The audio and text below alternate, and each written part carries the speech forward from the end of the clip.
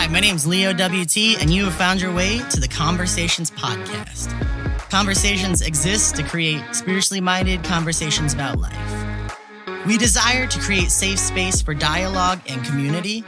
We desire to come together regularly and intentionally to generate conversations about life, belief, and the intersection of the two.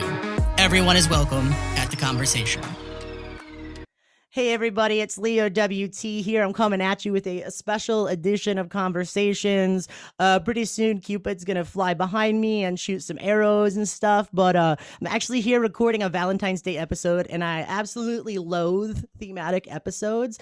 But really what this episode is a pre-recorded episode so I can take my hot wife on a date on Valentine's Day. And Elle Dowd has been so gracious as to oblige me and my ridiculousness thus far. So in case you don't know what Conversations is or who I am, my name's Leo WT. I'm the facilitator and co-founder, or just founder. Co-founder made it sound more important though, of Conversations, which is an intentional, spiritually minded dialogue. We're endeavoring to meet regularly and to dive into intentional, spiritual minded conversations. Throw out what you thought the term spiritual meant, because we're literally just here to talk about things that are not tangible, things that are other than. We're here to think about take an idea, right, and flip it on its face and think about it from a different way. And so as part of that, I have just been literally throwing Hail Marys out at people who I think are cool on social media. And some of them have said yes. And so today we have Elle Dowd with us. I'm going to let her introduce herself, but all I'm going to say precursory to her coming on is that she's the bomb. She's got a book coming out. We're going to talk about that. And she's just kind of a badass female, which I feel like we need more of that content in the spiritual world. So if you want to give us a little introduction to yourself, friend, that would be fantastic. Yeah, my name is Elle. I use pronouns like she and her. I am an author. Like Leo mentioned, my book, Baptized in Tear Gas, From White Moderate to Abolitionist, is available for pre-order now if you're interested. I'm also a community organizer. I'm on the board of a power organization known as SOUL, which is Southsiders Organized for Unity and Liberation here in Chicago. And I'm also a candidate for ministry in the ELCA. So waiting for pastor call right now.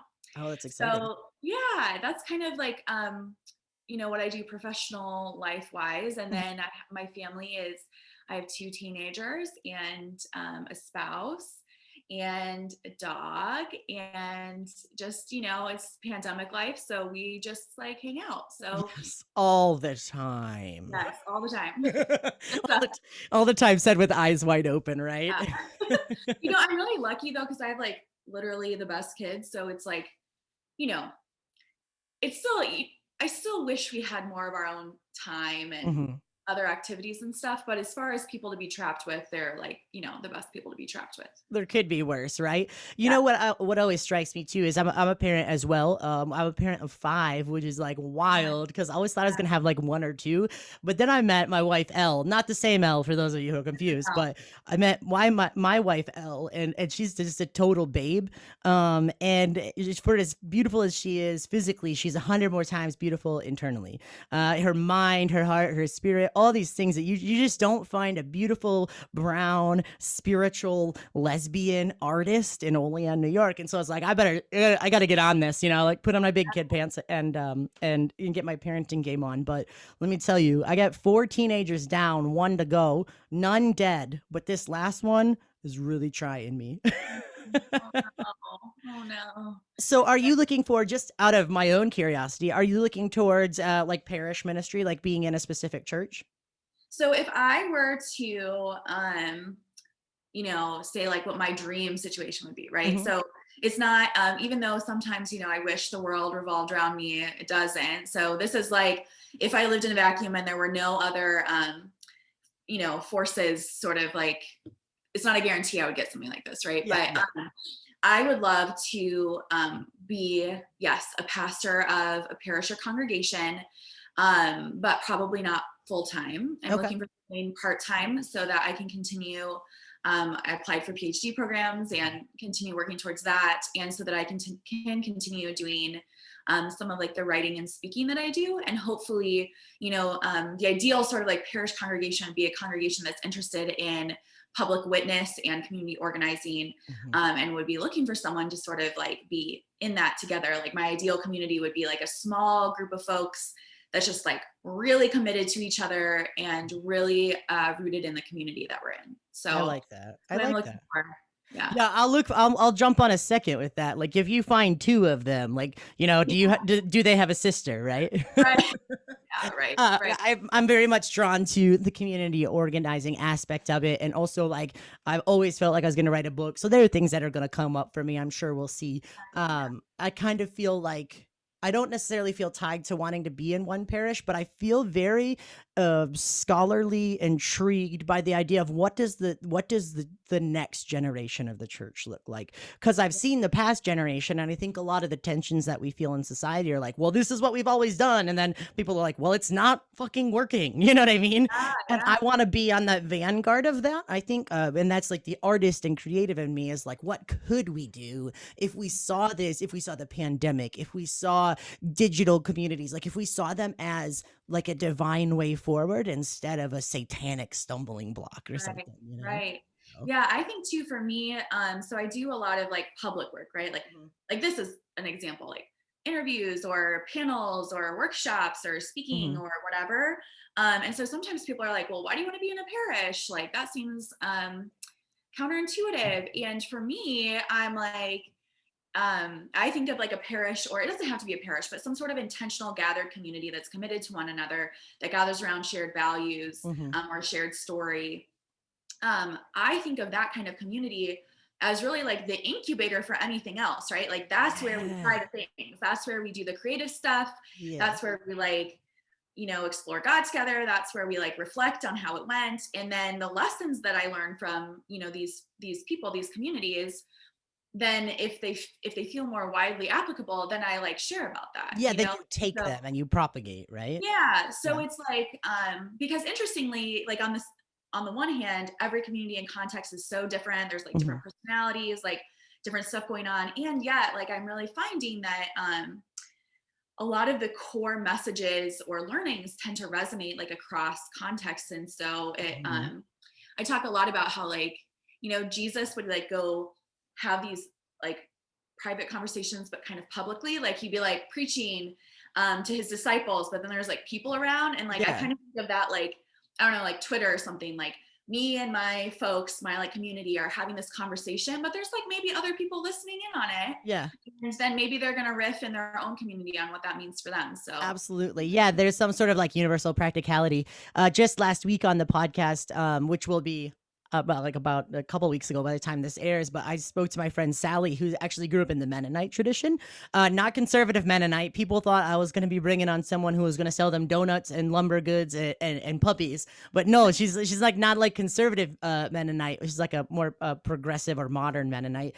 But one of their focuses is so intently on community that she honestly had trouble with understanding the idea of a personal relationship with Jesus. And I was like, whoa, that's like a cool switch up for me, because I grew up in an evangelical church that's like personal relationship, and I'm like, yo, but it's like God, it's like divinity, like why are we so exclusionary, So. Right. Well, and it's I know some really rad Mennonites. I met some in Ferguson during the Uprising, and I met I worked for a while with a Mennonite, and great people. Yeah. But I think there's something about that too. They're like huge community focus that's so countercultural in this individualistic, hyper-capitalist society that we find ourselves in, where it's all, rugged individualism, and I pull myself up by my bootstraps. Protestant work ethic right there, I'm right? self-reliant and I'm independent. And it's like, well, first of all, that's a lie. That's not true. We all need each other. Absolutely. But the people who are honest about that and then really try to lean into that, like, so that's really countercultural. And I think, in my read of scripture, really scriptural and good, godly. So absolutely. I love it. Yeah, I think there's that's one of the things I'm looking forward to gaining a better insight in my seminary journey, and fingers crossed in my PhD candidacy would be that sort of the importance of community. Cause like, not to get, we have a whole nother topic, but I just had to throw this out there. But like in the Bible where, Jesus raises Lazarus from the dead, but Lazarus' friends take off Lazarus' grave cloths, right? Like there's, to some extent, we need community, right? Like Lazarus couldn't do that for Lazarus' self. I literally wrote a children's, so I have this curriculum that I wrote that's introducing elementary age children to queer theology and queer biblical interpretation through well-known Bible verses and Bible stories. And that was one of them, was and we have this little activity where we have like cloths tied on each other and we like, that sounds fantastic. Can I come to your children's ministry? Yes, you can. Well, if anyone wants it, reach out to me and I can it's been tested in some ways, like in person, but then now we're all online. But some of it's been, I've adapted some of it online. So Cool. I'd be like willing to sell that to folks or experiment. For sure. Yeah, we'll drop at the end. I'll have you give a recap of how folks can get in touch with you, and then I'll put it in the YouTube caption on the Facebook video, and then also in the show notes on Spotify and Apple Podcasts. We'll make that happen. So Great. That's dope. I love that you wrote about that. It's something I actually remember preaching a sermon on that when I was like 12, because evangelicals do that shit. They'll be like, "You're 12, you can preach. Go ahead." But weirdly enough, cool actually. Honestly. Yeah, weirdly enough, I was like, yeah, I'm 12. Let's preach about this. So, but maybe my understanding has evolved, or maybe I've lived into a deepening of it, but that's neither here nor there. So, so for those who are watching, and I'm going to kind of clue them in on what we chatted about ahead of time. But one of the reasons, as you well know, that I hit you up is because I kind of wanted to talk about this. It's Valentine's Day, like insert Marvin Gaye, "Let's Get It On." I didn't pay for the rights to that song, so I can't really put it in here. But but like I wanted to talk about this idea of sort of sex and relationships in an era of progressive sociology, progressive psychology, progressive theology, right? Because America is steeped in Puritanism. We're steeped in evangelicalism. We have sexual dysfunction out the wazoo because of these things. We don't talk about them, and that causes problems. And I think what we're seeing, right, is as we move from sort of like okay boomer generation, which I know the phrase is like limiting and negative, but we're moving from a baby boomer generation, or as I would more accurately call it, a modern generation, to a more postmodern generation, right? And I think that our understanding of sexual ethic as a culture needs to evolve, because abstinence only as a political or social strategy does not work. We know this. We've seen the research that says in cities where they promote, or in communities where they promote sexual education, like health education, and where they offer abortions when needed, the actual abortion rate goes down. So we know that we've got something. Well, some of us have our head buried in the sand, evangelicals, but we know that there's a link, right, between an ability to talk effectively about sex and relationships and a better functioning of those in society. And so I would love to, I know that's super broad and people write theses on this and they write whole books on this, but I would love to get your take, because you are an activist, progressive feminist who has a grounding in liturgy and has, professional study under her belt. What do you think that kind of this evolving understanding of sexual ethic needs to be? Or what do you see developing? What do you feel for yourself? How does that function? I know you do speak, I have read that you speak of your orientation. So, we can talk in terms of that. So however you want to start off that conversation. Yeah, well, I'll start off telling like a quick story from when I was growing up. So I was rewind, I'm 13 years old. I'm in youth group, right? I'm in Des Moines, a suburb of Des Moines, Iowa, pretty white, pretty very conservative church. And we're in youth group and we're sitting around in a circle, and we're each given a Hershey's Kiss, right? So many of you, maybe some of you who are listening to this are like, oh no, it's coming. But so then our youth leader is like, look at the Hershey's Kiss. And we're like, okay. And then we're supposed to pass it on. And then the youth leader is like, okay, now smell the Hershey's Kiss. And we're like, I guess. And then we pass it on. And they're like, okay, unwrap it a little bit. And we're like, okay, and pass it on. And eventually it's this Hershey's Kiss is naked, right? And they're like, okay, now, you can eat it. And everyone's like, ew, gross, disgusting. Everyone's been touching it and smelling it and blah, blah, blah. And, the message was, yeah, if you have sex before marriage, then that's you. You're used and disgusting, and no one will want you. And that's harmful for many reasons, right? Not just the one I'm about to name, but in my life at the time, I was being sexually abused. Oh, wow. And so the message that I got loud and clear was, there's something wrong with me and I'm disposable. But maybe even louder and clearer was, the church is not a safe place for me to get help about this. Like the church is not somewhere I can go and say, like, this is happening to me. Because then everyone will know that I'm, dirty, disgusting, and wrong. And so I tell that story to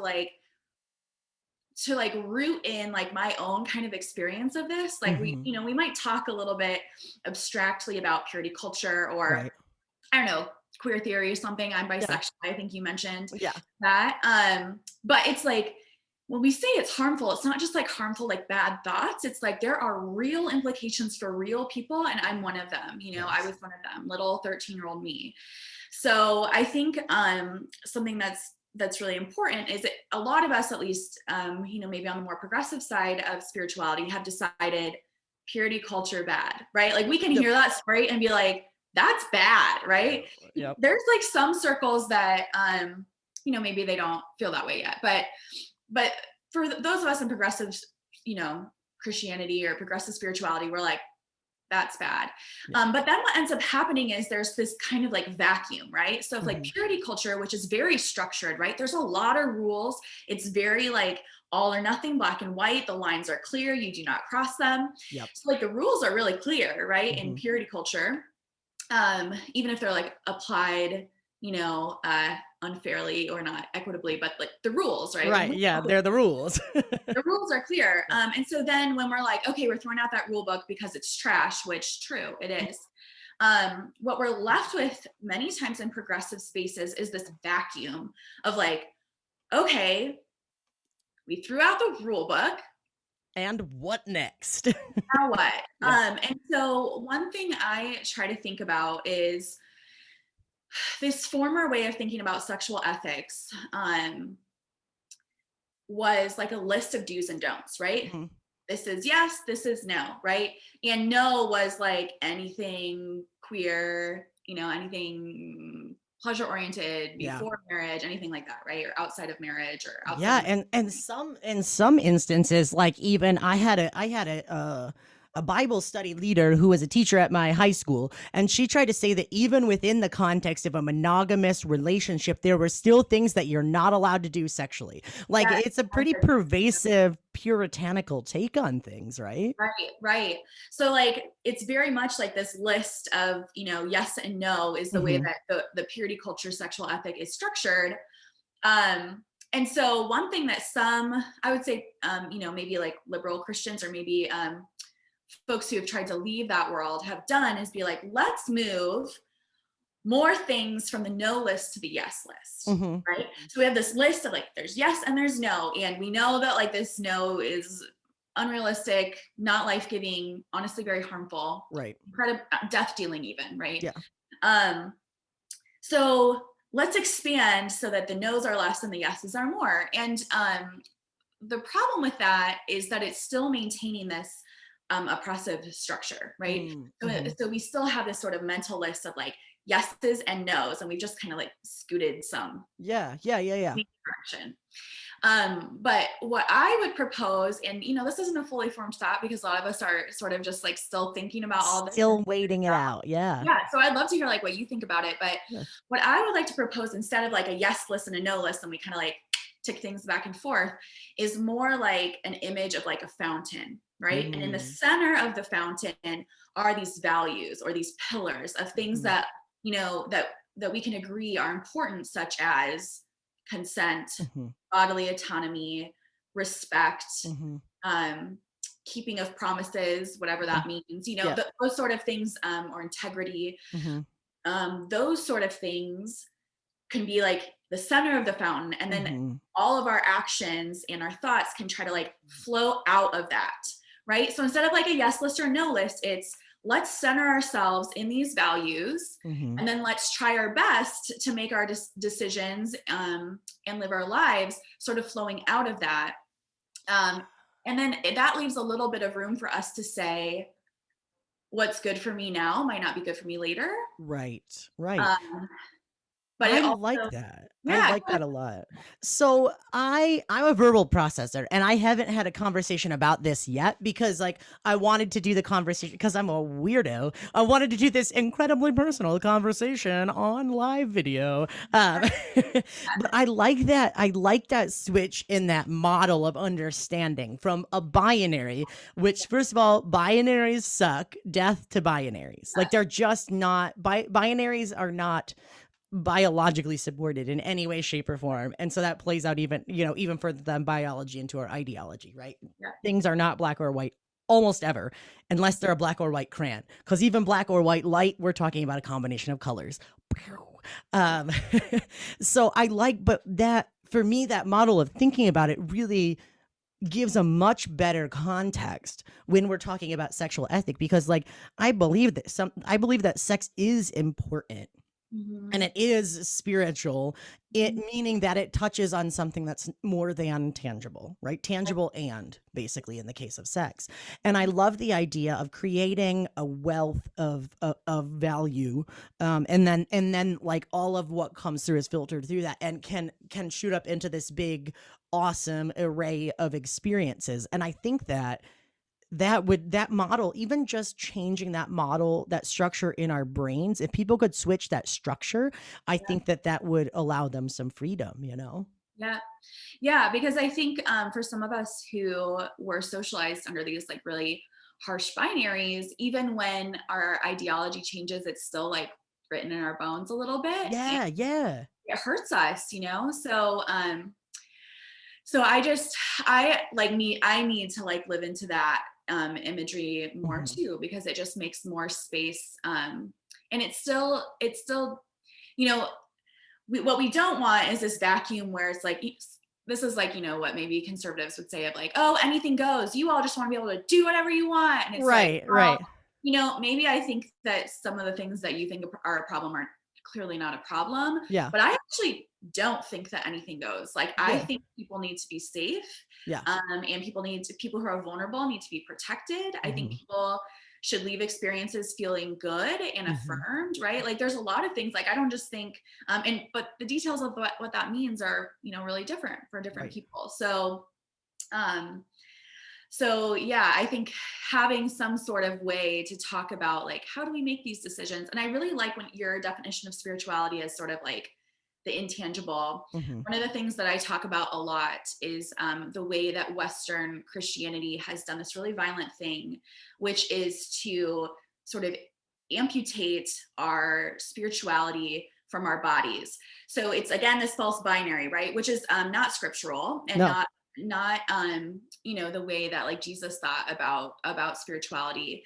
And honestly, like for those of us who are Christians, like I base a lot of my theology on the doctrine of the incarnation, which is like a very orthodox Mhm, thing, which mhm. basically says that like we believe that God became human in the person of Jesus Christ, and Jesus is 100% divine and 100% human.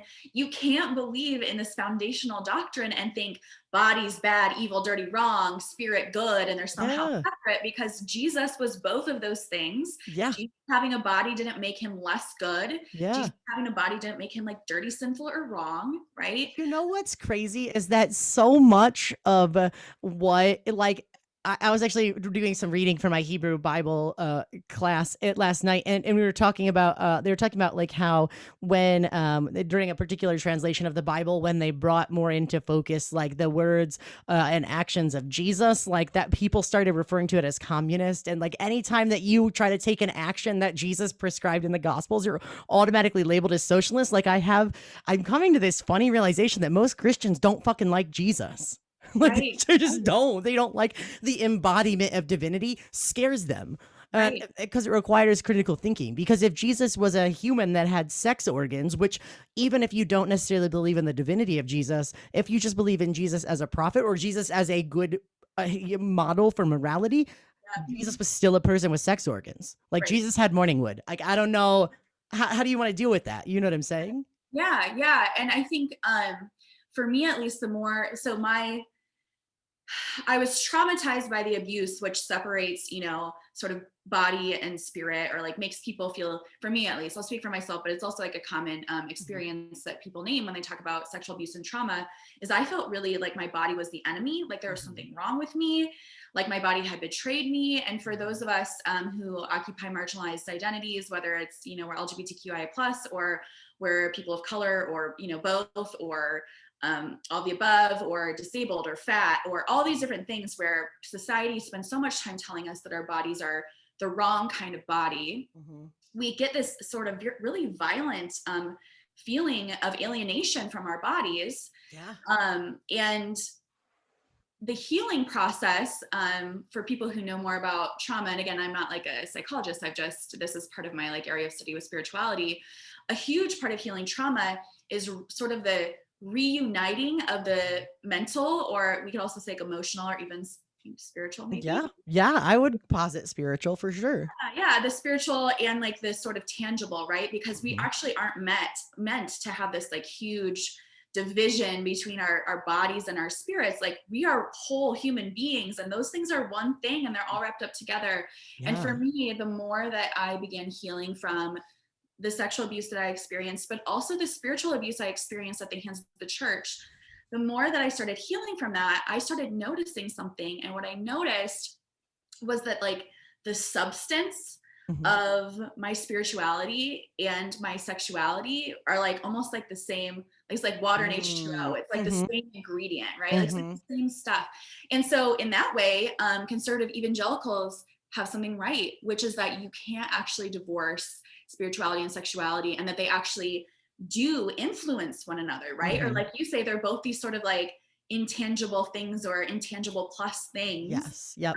These things we can't see, but we know or feel are true in some way, that still interact with the physical material world, but they like, there's some extra, there's like, I don't know, add a little spice, right? Like there's something else, right? This X factor.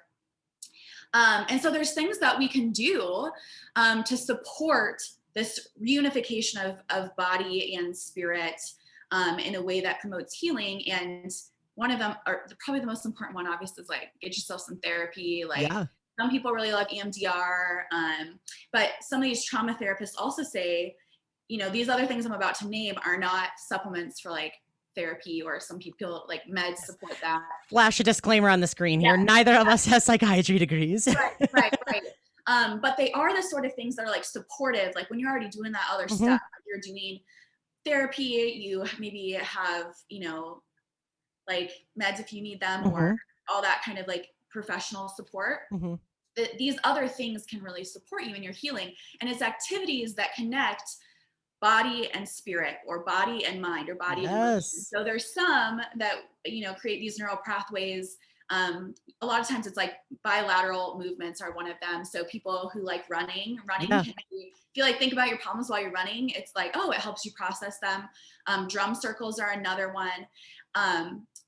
But what I would say is, as a person, a part of a liturgical tradition, in our church, in worship, our spirituality is supposed to be embodied, right? We're supposed to hear the trickle of the water in the baptismal font. We're supposed to like smell the communion bread and taste the wine. And we stand up if we're people who can stand up, and we sit down, and it's supposed to be participatory, where we're like engaging spiritually, but that also means engaging our bodies. And so I would posit that if the church would get its act together, it could really, instead of being this trauma factory where we hurt each other, it could really be a place, a site of, supporting healing. It could really fit this sort of like niche thing where it's like, we're actually about the goodness of bodies, because God thinks our bodies are good, and God has a body, and we're like about that. And we're about healing, and we're about connecting those things and not violently separating them. So it's so true. I was, as you were talking about that, I've done EMDR therapy for some trauma in my own life. You don't really come out of evangelicalism as a lesbian, and then as a trans non-binary person without trauma, and that was just the start of it, you know.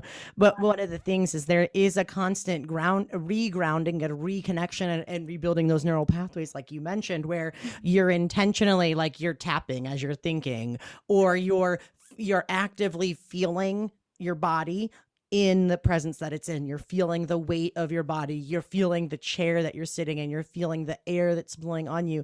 And it's it's like a reintegration of your spiritual, emotional, intangible, faculties with your tangible ones. Because really, part of surviving trauma is disassociating when you're Yes. experiencing trauma, because it's safer for your brain to turn off.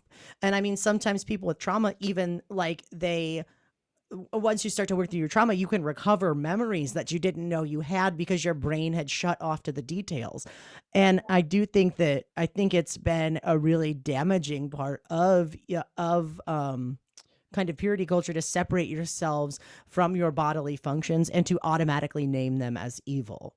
Right. That's something that was really a turning point for me in my sort of deconstruction from evangelicalism to whatever I am called now. You know what I mean? Like, a seminarian. I don't know. That's the closest thing I have to religion, like, Yeah. to name it. But yeah, there's a process by which you've got to move beyond that into a greater understanding, and you've got to start to see yourself as fundamentally okay, because you are a sexual being. You can be asexual, but you still have some level of sexuality attached to you as a human Right. being, Right. and You need that some doesn't sort make you form of bad. sexuality, right? Like, Exactly. So let's talk. You mentioned queer theology, and I would love to talk. Like, let's talk queer theology in terms of sexual ethic, because as a queer person, some of my greatest, most holy experiences, and I'm saying it, and I don't care who comes for me, have been on the floor, sitting at a drag show, watching someone who appears to be naked, but is obviously not naked, because they were, they physically identify as male outside of drag, but then they're on stage, and I'm like, that person is not male. And that, I'm describing a particular moment, and I can smell it, and I can taste it, and I can hear the music. And that was the first time I felt like that was one of the first experiences I had with divinity after I came out. There was a long dry spell. So as a queer person, I have to hear your take on some of this too. oh my gosh, I love that. Well, I think what I would say, and one of the reasons that I love teaching queer theology and queer biblical interpretation to children is that, I think so often as LGBTQI plus people, we are used to accepting scraps from the church. And like anytime that someone's not like actively stoning us, we're like, oh, thank you, sir. I have, have some more. Like Yes. it's sad, right? Like we're so used to just getting these scraps. And what Yeah. I've started repeating to myself so that I can start believing it, and I've started telling churches this, is that actually you need us more than we need you. And that's because LGBTQI plus people are a gift to the church. And Boom. obviously our community is so diverse. Like there's so many different experiences, but Mhm. there are some I don't know, like a thread through queer culture that I think the church could learn a lot from, right? And Mhm. when I talk about that's one of the reasons I like to teach it to kids, Mhm. because I hate this idea that many of us were raised with, that there's one way to read scripture and that somehow there's like some one objective way. We know that's not true. And in mainline places and even progressive places, we might name that. And we might even bring in a few different perspectives, but it's very, very rare. I actually don't know really any places. I know they exist. I'm sure there's a few, but it's very rare Right. that one of the perspectives actively brought before children is, queer theology, queer biblical interpretation. And what I think some of the things that queer theology and queer biblical interpretation have to offer for children and for all Christians Mhm. is the act of like transgression and Mhm. subversion, right? Mhm. LGBTQIA plus people, just by like living and existing like in our very selves, we're like breaking the rules, Mhm. Mhm. and that gives us some kinship with God, who is frequently like breaking all the rules, especially for those of us who are Christian. We talk about Jesus Christ. Even the doctrine of the incarnation like broke these rules that we thought about, like God far away, Mhm. spirit, and humans down here in skin. Yeah. Like Jesus broke those rules, for those of us who believe in Jesus's divinity. And then, of course, like Jesus and his actions was always breaking rules. He was Yeah. like, doing, overturning temples is like the famous one, but there's other stuff too. There's all these like subtle digs. He was very strategic and funny about it, but there's all these like digs at empire, right? So Jesus Oh is like yeah. the rules. Yeah, Jesus was anti-establishment. Oh yeah. Oh yeah. Or like, I mean, sometimes I'm also like, or he was like so deeply rooted in the establishment that he was like, connected to like the source of like the ancientness of like how it should be, or something. I don't know. But but because the establishment frequently departs so much from like original values and story, it's still kind of anti-establishment. But so Jesus was this like rebel radical. He was crucified as an enemy of the state, right? So so Jesus breaks all the rules. So those of us who are LGBTQIA+, we know something about transgression, and we know something about breaking boundaries or like subverting expectations. We know something about subversion. We know something about resistance, and that theology can inform us. But again, it's a gift to the church for the people who have spent most of their lives playing by the rules, or don't even realize that there's rules that they're playing by because they've just accepted it. Some of us don't have that luxury, and so we can teach, right? There's something that you can learn from LGBTQIA+ people about that. When you were telling me that drag story, I was thinking about one of my favorite theologians is Marcellus Althouse Reed, which maybe you know her. Yeah. But she talks about Jesus as God in drag, and I just love that image, right? I love it. Because drag is like telling us the truth about, we'll say, gender by like subverting gender, and then also like overplaying gender almost, right? Like it's camp, it's whatever. And so thinking of Jesus in that way of like, Jesus is teaching us something about God and also something about humanity by like taking on, being a human being. Yeah. And we can just think of like, God with skin is teaching us something. And what does that mean? What is God teaching us? And the drag example is just like so great. And then the other sort of value that I think about a lot with LGBTQIA+ people in the church and queer theology and queer biblical interpretation is that there's a level of playfulness in our culture and with the text. So for a lot of people, they see the Bible and they're like, whoo, can't touch that, can't push back, can't interact. And there's people who can't, right? Because they've been so traumatized. They're just like, I just got to get out. And I always say that leaving unhealthy situations, if that's what you need to do, is always a faithful option. You don't have to come back if that's not good for your healing.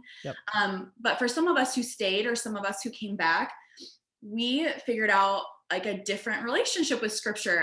And I like to think of scripture, like I read these stories, like these are people that I know, and I like imagine them, and I'm like, what conversations would we have? And there's this level of push and pull.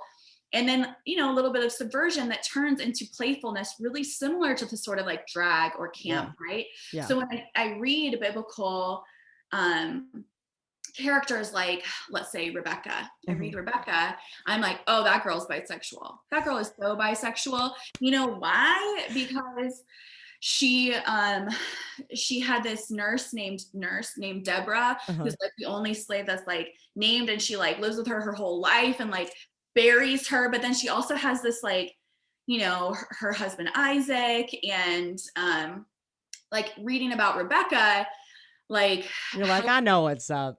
I see you. I know that feel. And there's even a little bit of this gets like pretty deep into bi subculture, so like, we can also depart. But I will just say there's these stories where Isaac is like passing through, and a king sees Rebecca because she's like hot as hell. And he's like, ooh, I want this one. And Isaac pretends that Rebecca's like his sister, right? And like hands her over, which is shitty. But when the king finds out actually that she's got a man, like she's married, he's like, oh no, like I can't do that. And it reminds me a lot of in bisexuality, especially for women, a lot of us experience this thing called like unicorn hunters, right? Where there's like people who like who basically like hunt is the word, right? Like prey upon bisexual women in like an exploitative way, right? Like to be like, oh, I want this kind of person who's basically like a sex toy.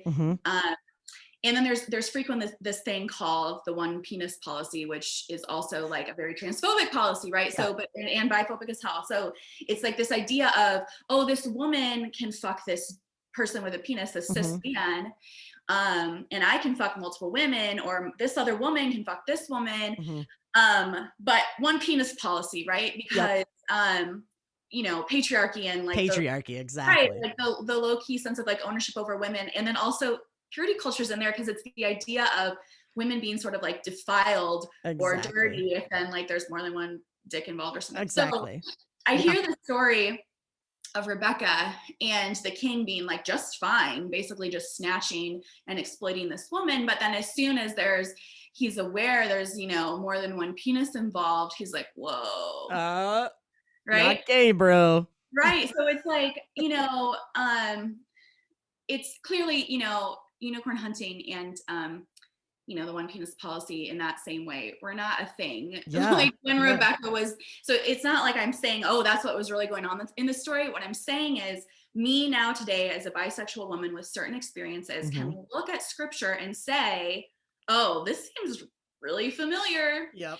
Yeah, And, I've seen this somewhere before. right, and that level of I mean, it's like a little bit of audacious familiarity, but also this ability to be playful and creative. That's rooted in queer culture. And so I think there's, I mean, we could go on forever. And if you, maybe you've already read this book, but maybe your listeners haven't, if you want to read, Liz Edmond has a book called Queer Virtue, which talks about the gifts that LGBTQIA plus people bring to the church. We're not a liability, we're a gift. I love that. More than we need you. So there's so many I can mention, but that's just like a few, you know?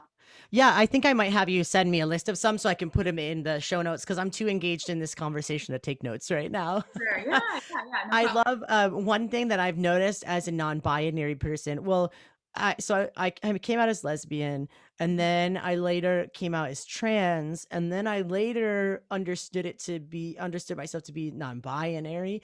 And I feel like the term that most closely describes how I feel from what I've read is two-spirit.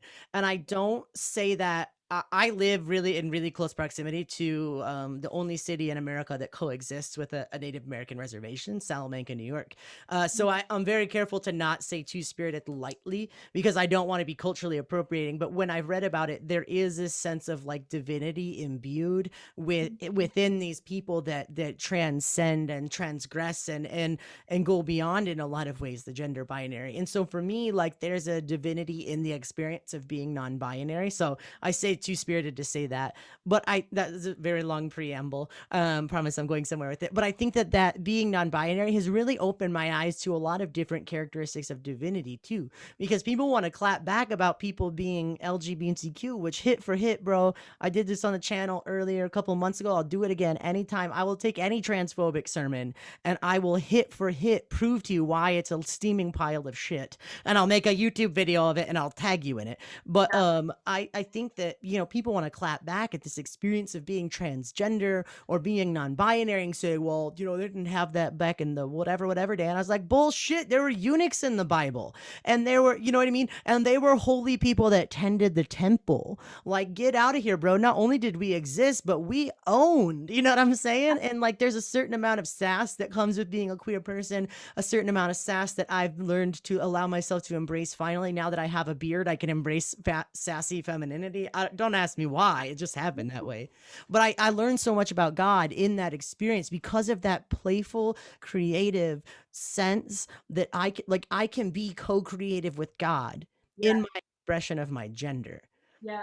That for me has been fantastic. I think that is so great. Yeah. When you were talking about, you know, the term two-spirit, what I heard you saying was like, you know, this is a identity that's, you know, rooted in indigenous spirituality. So like those of us who are indigenous, like it's not really like that. But what we see in the understanding of the two-spirit identity for indigenous people is a level of understanding like the spirituality involved, right? Yeah. Sometimes, unless we're like really looking for it, a lot of us, like, we don't find that explanation in other places, right? Like we don't find acknowledgement of the holy, not like despite being non-binary or bi or whatever, but because, right? But because It's not like our identities are this liability to get over. It's actually like the bridge, you know, or like this is dope as hell. Let me tell you what I learned about divinity because I'm queer. Come at me now.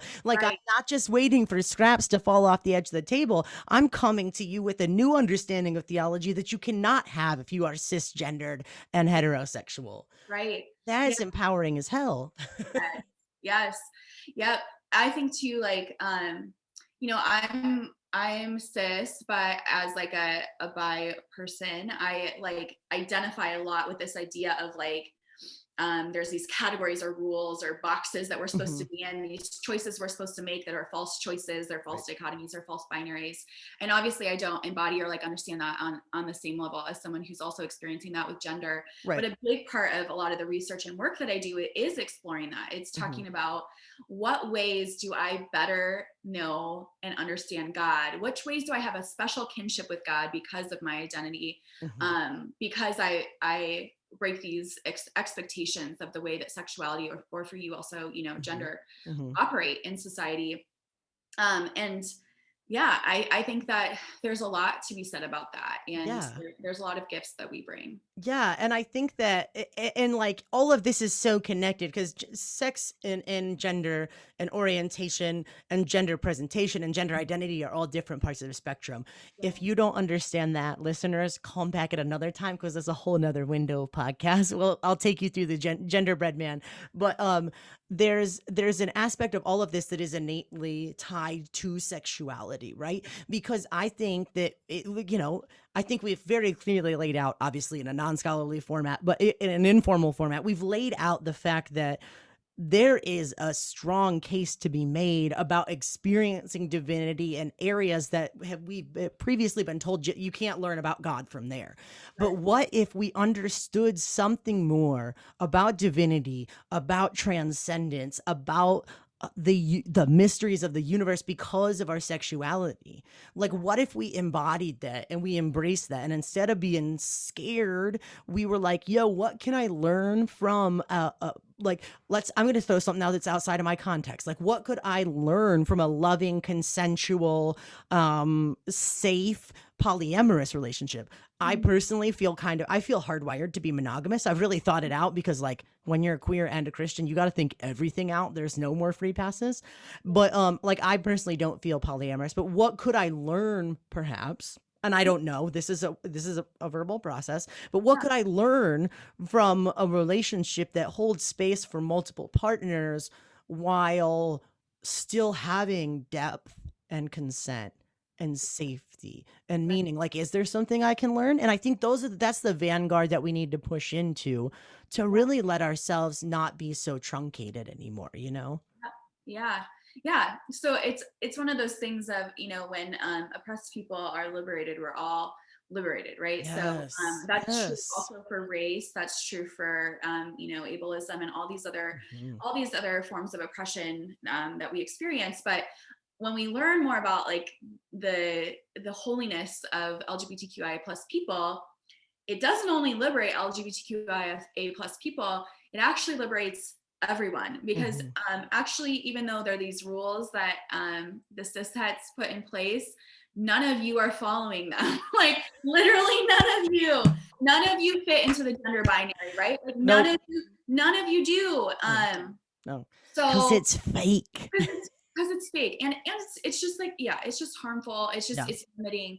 It's So diminishing and redactionary too. Like, you don't have to shrink yourself to fit into one more flower covered devotional. Like, I used to always joke about that before I even had any understanding that I was trans. I was like, if I get one more flower covered devotional book, I'm gonna vomit. You know what I mean? Like, that's so reductionary. And I don't know if you've read Kristen Dumez's book, Jesus and John Wayne.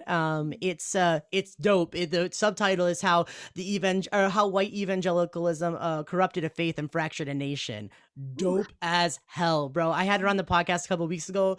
Oh, I had like a brain crush, you know what I mean? But she talks in there about the ways in which specifically American evangelical church has manipulated and controlled and kind of dealt with gender so as to maintain these sort of identities that because it's scary.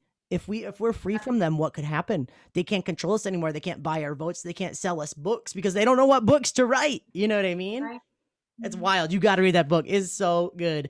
I It sounds I really good. messaged her and I was like, dude, this is like my whole childhood laid out in a book. Yeah, and I think too, you know, as someone who's part of a mainline tradition, I want to name this too, is we frequently and I think rightfully talk about evangelicalism, right? hmm and the way that evangelicalism perpetuates this harm. And I do think that's like a very particular way. Yeah. Very influential. So I'm not at all diminishing that. Yeah. As a mainliner, I also think typically the mainline church's response to gender and sexuality has been just silence, right? Yes. And so that's also harmful and sinful, because then it leaves people to figure things out for themselves without any guidance. And then what they hear is the loudest voice, which is frequently, this like purity culture stuff. Or the anything goes voice either. Like it's opposite ends, but it's still, there's no integration in either of those mindsets. There's no critical thinking. And that is where we start to lose shit. When we're not thinking critically about our own experiences with our own bodies. We're divorced from that experience, I would even argue that they're not even opposite sides of the same coin. They're like different expressions of like same side of the coin, right? Like sometimes this is sort of similar, related, but like, slightly different. But sometimes people talk about objectification, we'll say, of women, right? Talk about hypersexualization and objectification of women. And they put that as opposite of purity culture, right? Which is like, says like, no sex, no sexiness, whatever, be modest, whatever that means. And so some people act like those are two opposite things, but actually like they're the same thing. They're both objectifying women because they're reducing women, other genders too, but and the target is frequently women. Yeah, particularly cisgendered women. Yes, reducing women to objects. Yes. Like filter through the male gaze, like what can we do for men? It's either that's like, be in bikinis and eat hamburgers or whatever on advertisements, or that's also save yourself for marriage, right? In a way that's not a choice that you're making for yourself, but that's put on you because your body belongs to your husband, right? Like those two things seem opposite. One is like boobies all over the place, and one is like totally locked down. But the fact of the matter is they're the same thing, because it's both reducing women to objects that exist for the pleasure of men. Like in either case, you're still the Hershey's Kiss, right? Yeah. But the way that the world is treating you and the way that you are expected to engage in the world, the weight still falls solely on the shoulders of the female to be responsible for however the males view them. Yeah. I think to be honest, gut level honest, the establishment has always been terrified of women, and in particular marginalized women, because they knew their ass was going to get handed to them if they gave the women any amount of power and control. I'm just calling it out. This is from someone who was socialized as a female. My first 6 years were spent living as a female, albeit a shitty. Like I was just never good at being exclusively female, but I was socialized to be female. You're like a spy, right? I mean, I am. That might be a title in the book. Like I'm like a gender spy, because even now like dudes are like, hey bro, what's good? And I'm like, dude, I don't fucking know what you're saying, man. Like I'm not one of you. I spotted you at the gym one time, like I made sure the barbell didn't fall on your neck, and now I'm in your groom's party. Like I don't know what to do here.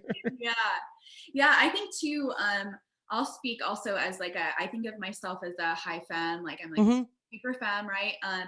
Which I'm just gonna name, the pandemic has been, please check on your femme friends.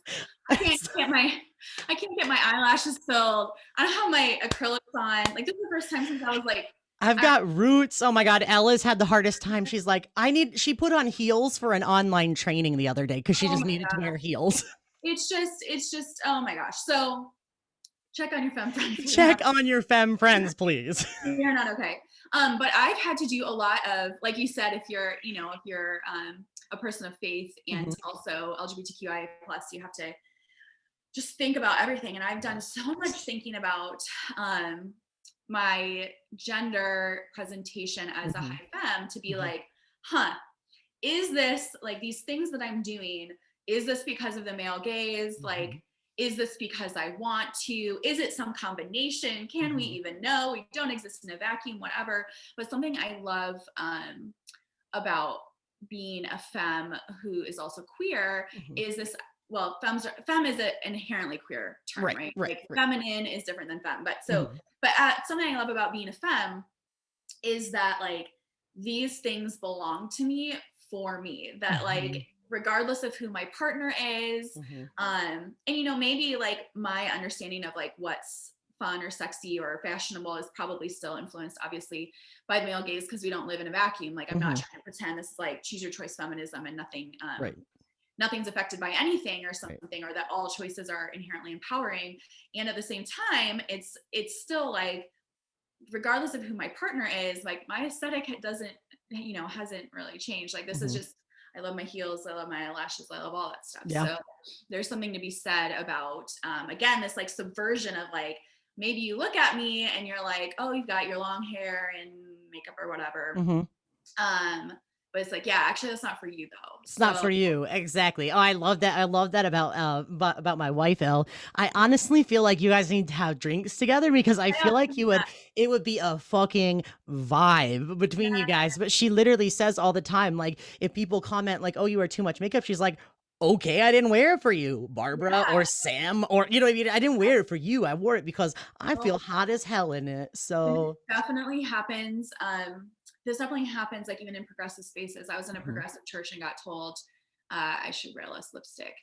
And this is a, you know, a church that also considered itself LGBTQIA plus affirming. And I think in, you know, in a lot of ways that they were, but that's not only like sexist, it's also, it's very rooted in cis heterosexism also. Like it's also queer antagonistic, because again, there's part of our culture, and it's not like this for everyone, right? But like part of our culture is this like level of extraness. Yeah. Right? Like we're too sparkly. It's too much leather. It's too many feathers. It's too much makeup. It's too much, right? And it doesn't have to be this sort of like, you know, white cis gay fabulous thing. Right. But there's something about us that again, it's like if these are like, if this is like the boundary of norms, we're always like, we're like, so for me, that's like maybe I wear 2 layers of false eyelashes, right? Or like sometimes, you know, when I really feel like I can be myself, I have these like blue feather ones, right? Like it's just a little extra, right? Yeah.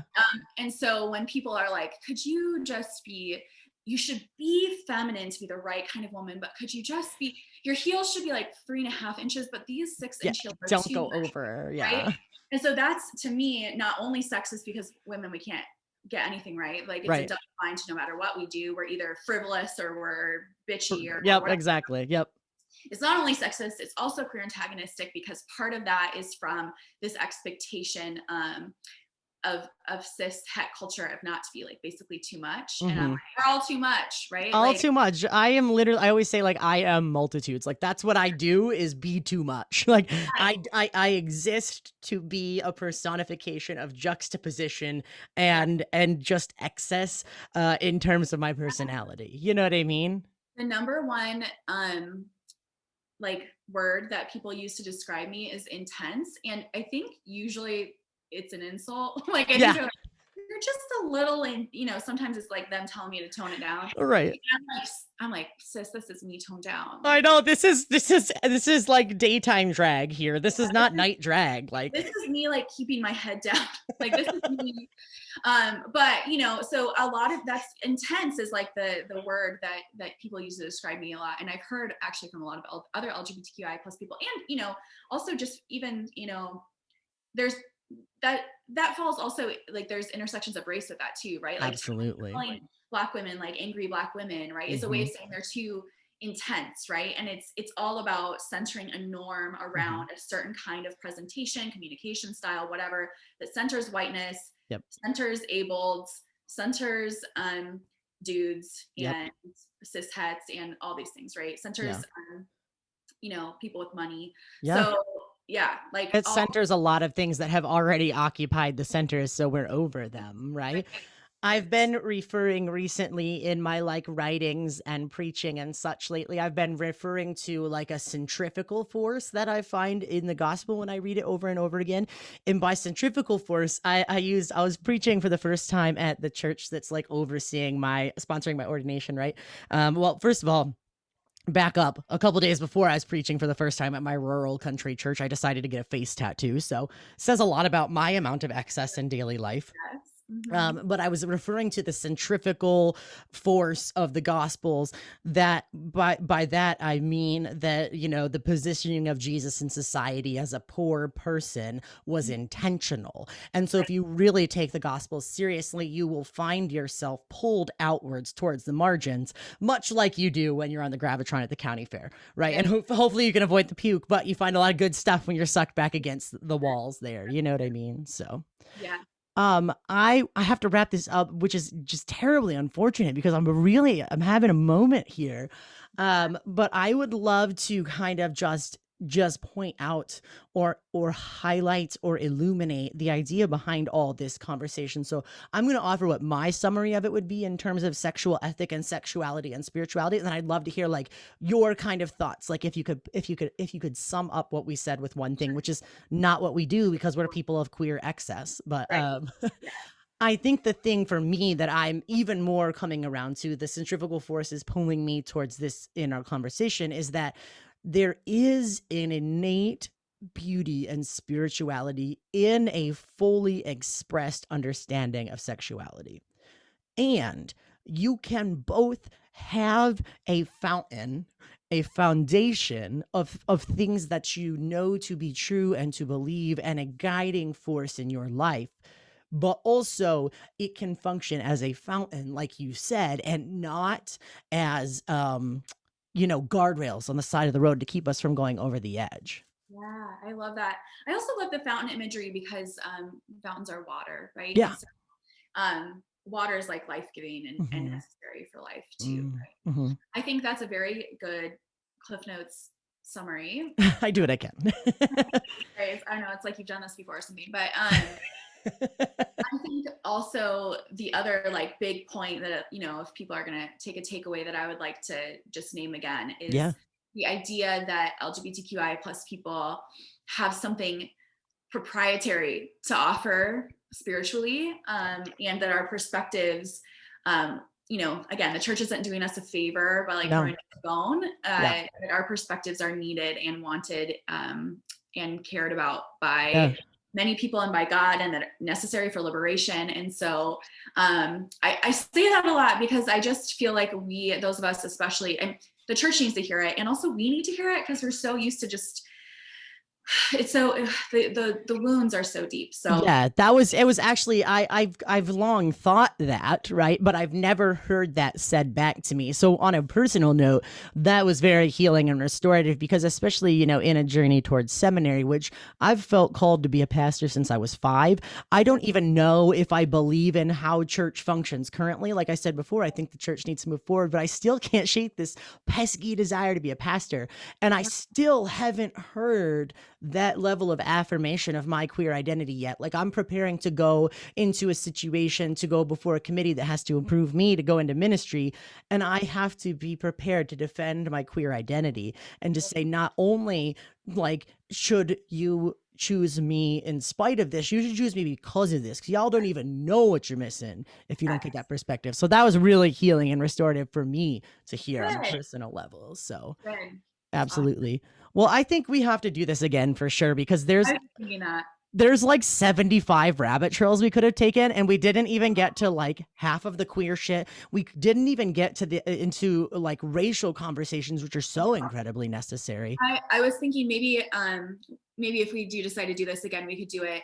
I could share about the book because I think I said the title and I didn't at all talk about like Yeah. Or like you can go on my website elledowd.com. You can learn a little bit more about it, but Perfect. you know, like that would be fun to do too, and that would be a totally different rabbit hole that we could go down to, and I would love to do that. So yeah, let's do that. As soon as I end our conversation today, I'm gonna shoot you a message and I'm gonna say when's a good date for you that we can record, and then I'm gonna have you drop me a list of resources that we can put in the show notes. Okay.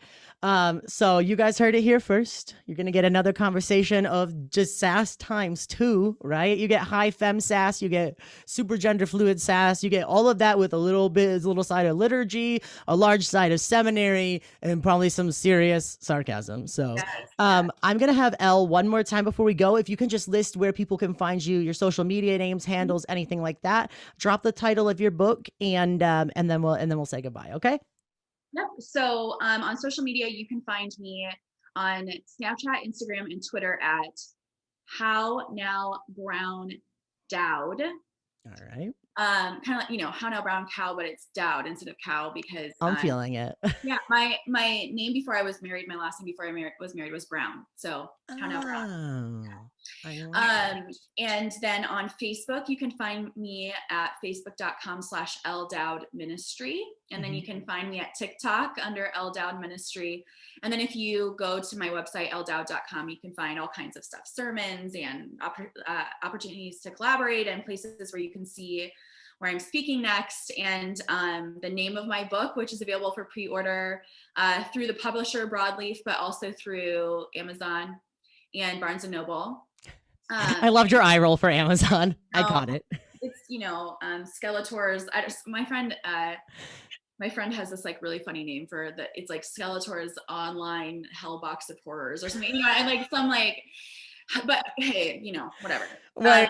You can't fight the establishment all the time, or you can fight it, but sometimes you still got to live with it. Well, and there's a certain level of, this is a whole other thing we could talk about, but there's a certain level of the way that systemic evil operates by making us think it's our individual choices that are the problem, as opposed to the people with power who are like, Jeff Bezos is the problem, not poor people in a pandemic using Amazon. Anyway, you can get it on Amazon, you can get it on Barnes & Noble, you can get it from the publisher. Yes, absolutely. It's called Baptized in Tear Gas, From White Moderate to Abolitionist. I'm incredible. Like I literally hit the pre-order button right away. So let's plan a date to talk about that, maybe closer to the launch or right after or something like that, because I'm very excited to read this book. Even more excited to talk to you again. I have to say, such a sincere thank you for coming on. I have been fangirling over your work because I'm a nerdy seminarian who also fangirls over other progressive seminarians. Sure, yeah. I know. I say a lot that it's like, this is like the work that we do, that people who like are public facing in the church is like the definition of like big fish, small pond. Like the 5 people who care are like really care, but like literally no one else cares. Yeah, no one else knows. Everyone is like, oh, whatever. You're just talking about some church bullshit. Like, right. I have close friends that are like, what? Why? I can't even talk about church. Why are you doing that? And I'm like, you're missing my whole fucking calling, but okay, we can pretend to be friends. Well, I love it so much. You are a doll. I love your lashes. I love your excess. I can't wait to speak to you again. Thank you so much for coming on, and I hope you have a great day. Everybody who's listened to, I guess. Everybody who's been on with this, thank you so much. You can find out more about Conversations by going to conversationsofficial.com.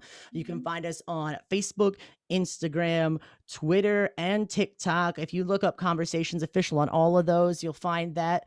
You can find our blog on conversationsofficial.com. You can find us on YouTube, and you can find us on Spotify and now Apple Podcast. All right. I know it's so sexy now that I finally made it through that process. So everybody have a great day. Elle, you're a doll. We will talk to you soon. Thank you so much, everybody. Have a good night. Yeah. Bye.